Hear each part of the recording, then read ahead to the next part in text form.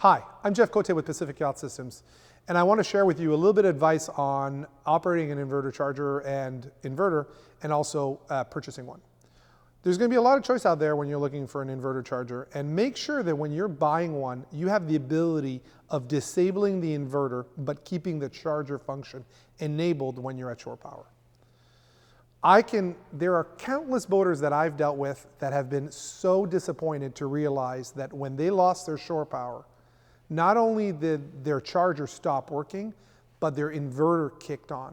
And when that inverter kicked on, it decided, as it was told to do, to run all AC loads, potentially heaters, or whatever AC appliances were connected, and it drained the batteries.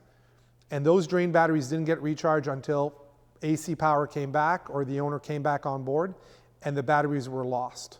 So it's really crucial as a boater to really think about, why would I need my inverter to be on when I'm connected to shore power and I'm away from the boat?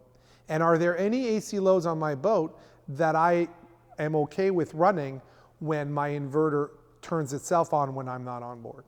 So as a general rule of thumb, and of course every rule has an exception, I always advise boaters to turn off or disable their inverter, but keep the charger function on their inverter charger enabled while they're connected to shore power and away from the dock. If you've got further questions on inverter chargers and wondering what's right for you, contact us at Pacific Yacht Systems, and thanks for watching.